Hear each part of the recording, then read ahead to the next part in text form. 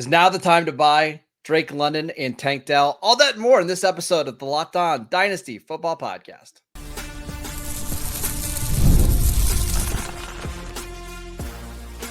You are Locked On Dynasty Football, part of the Locked On Podcast Network.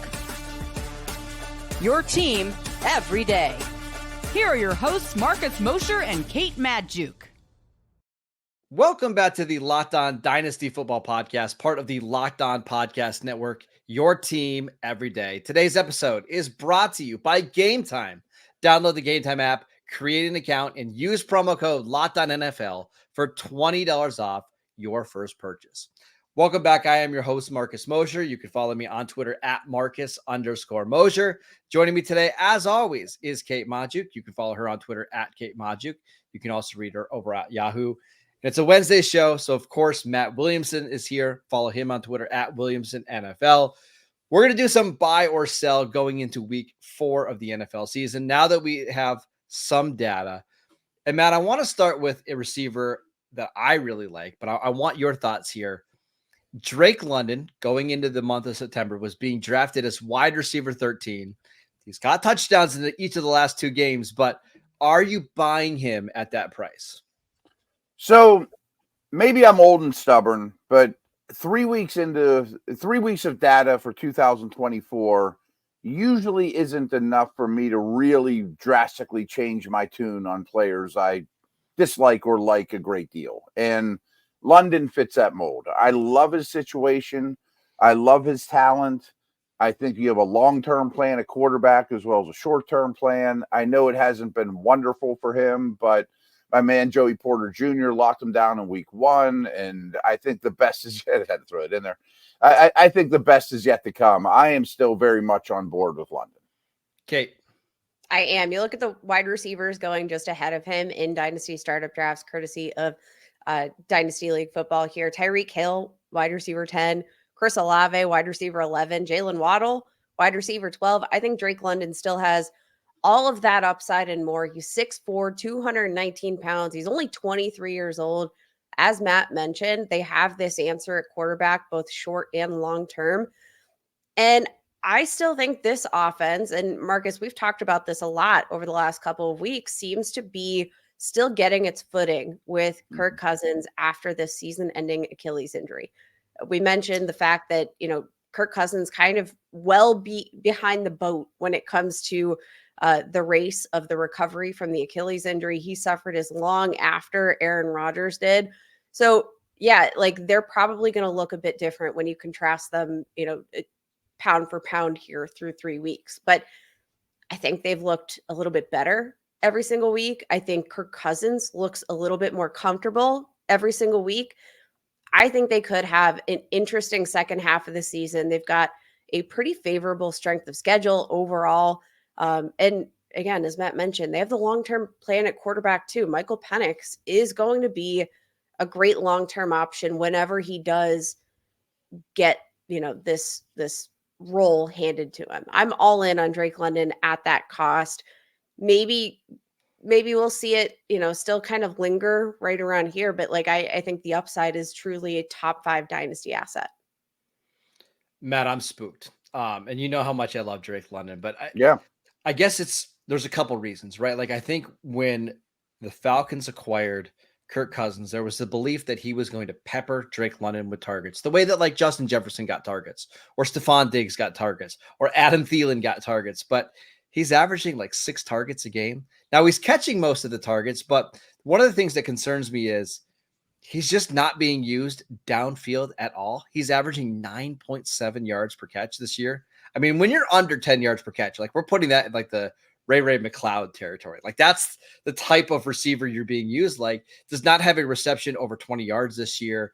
So if he's going to be an underneath receiver that's only getting a moderate target volume, he's going to almost be touchdown dependent. I just don't love that for a receiver that's being drafted so highly. See, Marcus, I think this is where you're getting short-sighted here about the Kirk Cousins. Well, to me, it's more of a Zach. I'm wondering if it's more of a Zach Robinson thing than a Kirk Cousins thing, because Robinson came from a scheme that peppered their targets with Cooper Kupp and Puka Nacua underneath. Maybe that's how he wants to use his receivers. And that's totally fair. But I also think I don't know that even with the change at offensive coordinator, that this is the scheme that we see Zach Robinson wanting to deploy. Like I think there are Awesome. certain adjustments that you have to make for Kirk Cousins when he is fairly limited in terms of his overall mobility and still getting comfortable. So I don't know that I can fairly assess the usage of Drake London until we know that Kirk Cousins is truly 100% and that Robinson is able to deploy that scheme that we know he's purposely deploying because that's what he wants for the offense and not because it's an abridged version of what's going to work for Kirk Cousins right now coming off this injury. Matt. I definitely get the concerns of not enough targets, not enough downfield usage. That's a terrible combination, obviously. But I am siding on the very new coaching staff, new system, new quarterback. It's still only 3 games in. Cousins didn't play at all in the preseason. Maybe Zach Robinson isn't going to be as good at this as McVay, but I still think he's going to be a fine play caller, offensive coordinator. Just be a little patient, which might be a theme of today's show, actually. All right, let's move on to another receiver that I really like, Tank Dell, wide receiver 22 in the ADP from September. Through 3 games, 9 catches for 99 yards, averaging 11 yards per reception, 0 touchdowns. We saw last year he basically went toe-to-toe with Nico Collins when those 2 guys were on the field. Kate, are you worried here? I'm not. And again, maybe this is just kind of the theme of the show, right? Is that patience factor. Stephon Diggs coming into this offense obviously created some increased competition for targets. They signed Dalton Schultz to a long-term deal, brought in Joe Mixon, who's now injured, but also we know he's capable of being a receiving asset in this game. I think we're going to see some shift here, maybe in the second half of the season because they are underutilizing Tank Dell. We also have to remember that he's coming off of a season-ending lower body injury, had a fracture to close out his 2023 season, ended up having a gunshot wound over the summer. So I always want to try to take those things into account. We're still seeing, a fairly low target rate on his routes run right now, 17.1% in comparison to a Nico Collins, who's at 24.1%. I think we're going to see that average out just a little bit more because Tank Dell is a good player. Let's not forget that when CJ Stroud was prompted by Micah Parsons this year, he said that Tank Dell is the guy that, if he could pick out any 11 on offense, Tank Dell was in that mix because he knows what this dude is capable of. I think positive regression is coming. Matt. Agreed. Really well said. I was going to mention the season-ending injury. I forgot he got shot in between there, too. I mean, that probably slows you down a little, even if it wasn't, quote, serious. I wasn't the one that got shot, though. I just think the tape is too good. The coordinator's too good. The quarterback is too good. I think Dell's a tremendous player, and I don't think it's going to be long until he passes Diggs as number 2 on the depth chart. No one's catching Nico, though. Let me give you some players that are being drafted behind Tank Dell. Xavier Worthy right now.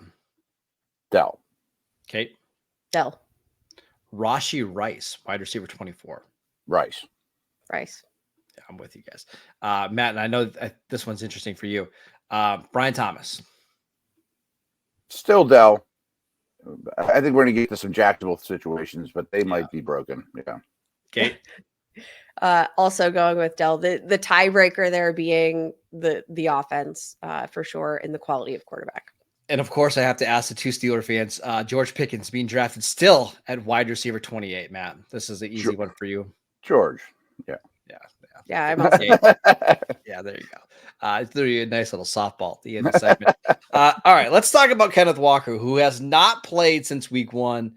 But Zach Charbonnet has looked pretty good. Are you concerned about Kenneth Walker? We will get to that next. This episode is brought to you by FanDuel. Hey, NFL fans, you can start the season with a big return on FanDuel, America's #1 sportsbook.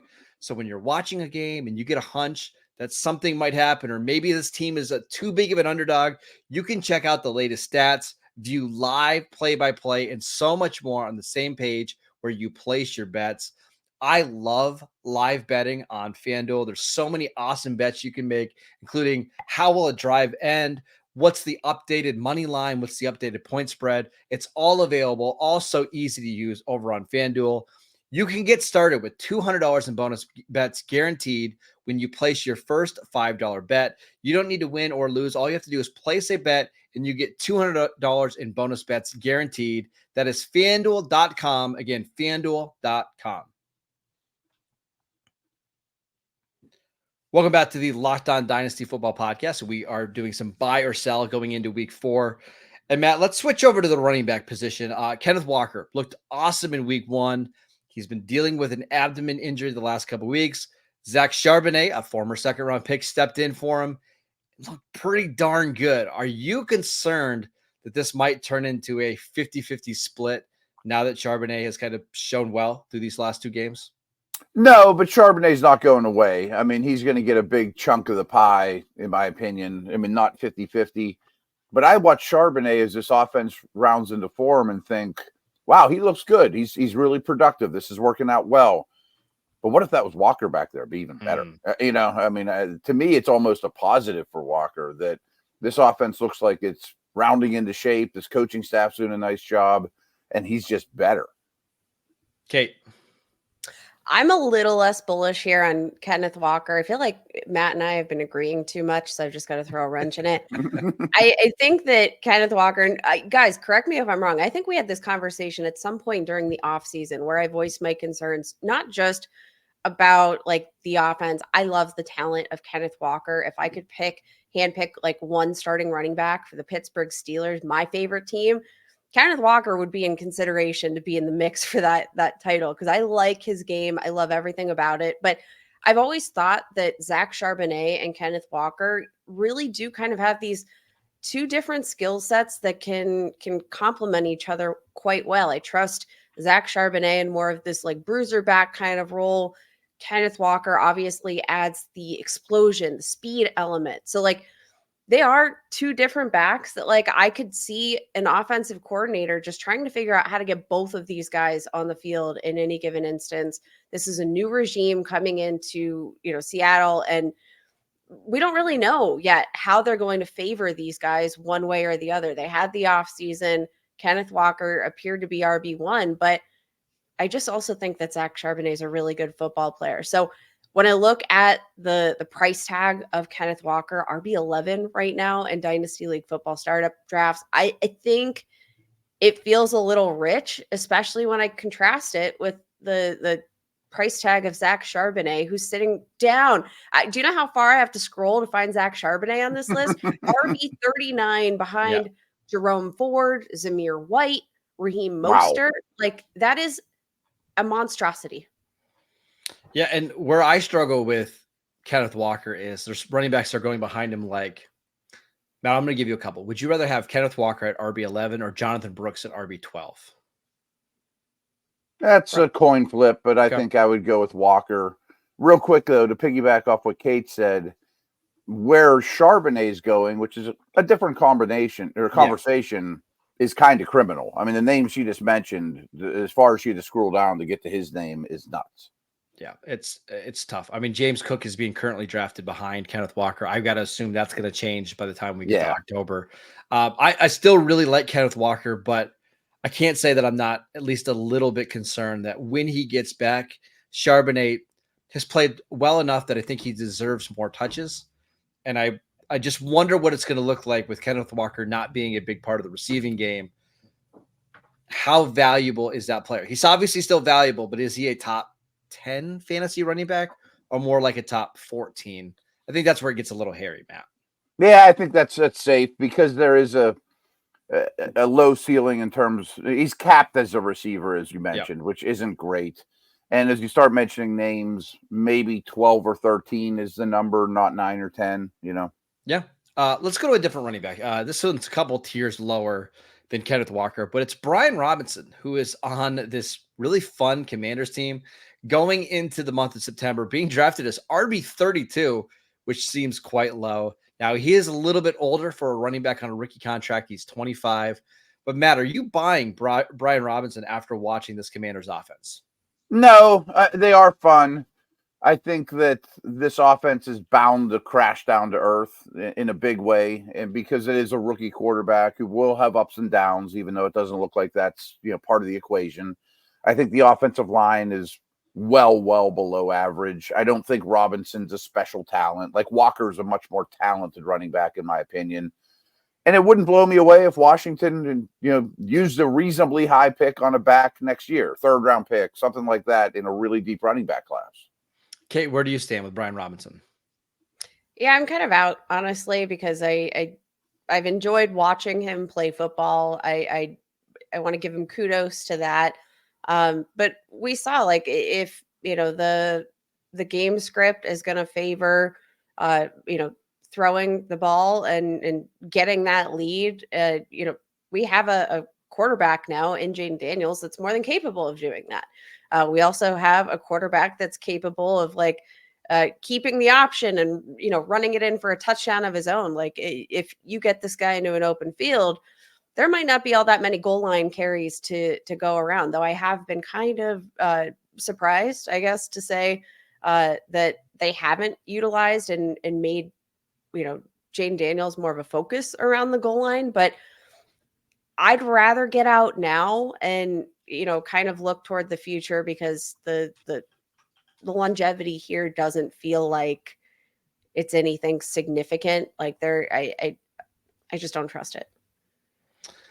What about the injury to Austin Eckler? He has a concussion, likely not going to play in week 4. Have you been impressed with Eckler? Are you not impressed with Eckler? Because I think, to me, that probably depends. What you think of Eckler will probably help you decide what you think of Brian Robinson. Because if you think Eckler's washed, Brian Robinson could get 250 touches on an offense that we think is going to be pretty good this year. But if you think Eckler is going to come back and be a somewhat of a focal point of this offense, I can see why you'd be completely out on Brian Robinson. I thought Eckler looked awesome in week 3. In particular, wasn't overly impressed to start the year, but he really seemed to get into a rhythm here. And I think he looked like a player that's worth getting touches to and worth giving snaps to. Matt, how do you feel? I don't think Eckler's washed. I think that his ankle was a huge problem last year, not the age and all those things. He's also a great goal line back, and he's a great receiver. So I don't think he's going away anytime soon. But I do think Eckler, Ertz, Bobby Wagner, guys like that were brought in to change the culture and not long-term answers. They're tone setters for the organization. I don't think he's going to be there, in the mix much longer. All right, let's talk about Dalton Kincaid, who was one of my favorite targets before the season started. 8 catches for 85 yards through 3 games. How concerned are we? We'll tell you next. This episode is brought to you by BetterHelp. What's something that you would love to learn as an adult? Do you make time to learn new things as often as you would like, or was that lost in your childhood? Kids are always learning and growing, but as adults, sometimes we lose that curiosity. So what's something that you would like to learn? Maybe it's gardening. Maybe you'd like to start golf or bowling, or maybe you would like to learn a new language. Therapy can help you reconnect with your sense of wonder, because your back to school era can come at any age. If you're thinking of starting therapy, give BetterHelp a try. It's done entirely online. It's designed to be convenient, flexible, and suited to your schedule. All you have to do is fill out a brief questionnaire to get matched with a licensed therapist, and you can switch therapists at any time for any reason at no additional charge.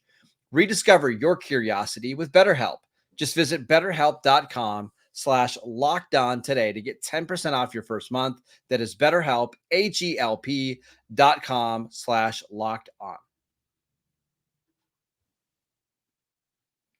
Welcome back to the Locked On Dynasty Football Podcast. We'd like to thank you for making us your first listen of the day. For your second listen, go check out the new Locked On NFL Now show with 2 shows every single day. First, the Madman Tyler Rowland kicks you off in the morning with a double shot of NFL espresso. Then stop by the barbershop with Tony Wiggins for some real NFL talk. I imagine Tyler and Tony are having quite the NFL season with the two teams that they cover for the Locked On Network. So it's extra fun, extra squirrely in the morning. Make sure that you go check out Matt Williamson on that show on Fridays with Tony. That is the new Locked On NFL show with 2 shows every single day. All right, Matt, let's talk about Dalton Kincaid. I just want you to make me feel better. It's really why I included him here. Through 3 games, 8 catches for 85 yards, did score a touchdown against Jacksonville, but I think a lot of people were hoping like 8 for 85 would be what he averaged. Not the case so far. I'm not real worried because I think this is an awesome offense with what looks like the league MVP at quarterback, with the intentions of spreading the ball around, which maybe that hurts him because he's not going to be the featured guy that I thought he might be. And Shakir and these receivers look like a better group overall. And I do think this coordinator wants to get the ball to Cook and all the mouths out there to feed. And Allen's distributing so well. And they also want to be a really physical team with a 6th offensive lineman on the field. But I think I just want pieces of this offense, and that's a talented one that's still young. So I'm very much on board. I'm still on board. The overall thing about like tight ends, right? You want tight ends on high scoring offenses that will make frequent trips to the red zone, right? Like you want these assets because a lot of times with the tight end position, it's not the most voluminous position in the world. Maybe you have a certified top 5 that gets more consistent volume on a weekly basis, but sometimes the tight end position to rank top 12 in a given week, you just need the touchdown. And I think even if Dalton Kincaid doesn't get the full volume that we're hoping for, I think we saw kind of a more concerted effort to get him involved here in week 3. I hope that continues because he is such a high upside option. He's a big bodied weapon, in contrast to the little teeny guy that is Khalil Shakir. I love the talent too much. I love the opportunity on a high scoring offense. Even if they are going to spread the ball around, I think that could still be a decent thing for the overall efficiency when he does get those opportunities. So here's my biggest concern, Matt, and I want your thoughts on this. I thought by year 2 that Dalton Kincaid would be like a 100% of the snaps type of player for Buffalo, right? Yeah. Like he's not leaving the field, right? In the way that like Travis Kelce was over the last decade. He's down to 61% of the snaps per game. And it's just going to be awfully hard for him to return top 3 tight end value, which is where he's being drafted right now in dynasty leagues, if he's only playing 6 out of every 10 snaps. I didn't realize it was that low. I knew it wasn't where we wanted it to be. I wonder, and I'm sure none of us know this answer exactly unless you've really studied the Bills, is some of that when they're winning by 20 and the game's over? Probably you know some what I of mean? it at least, right? So let's even bump it up to 70%, right? It's still I don't not even great. know if 70 is enough. Because Dawson Knox is a good player. I mean, Yes. I guess is the bottom line, and he's probably a better blocker, and they do want to be physical, and they trot a 6th offensive lineman on the field more than anybody, which eats into some tight end snaps as well. That's a legit concern. I don't have a great remedy for it. I do think closer games will help him, though. I mean, they're going to blow everybody out. Well, and the other part of this is like, okay, let's say you're trying to sell Dalton Kincaid or you're trying to move him down a couple spots in your rankings. Tell me the tight ends that you're putting ahead of him, because every other tight end, Mark Andrews has the exact same concerns going on in Baltimore right now. Like he's hardly playing. Even someone like Brock Bowers, who I love, his snaps have gone down every game with the Raiders this year.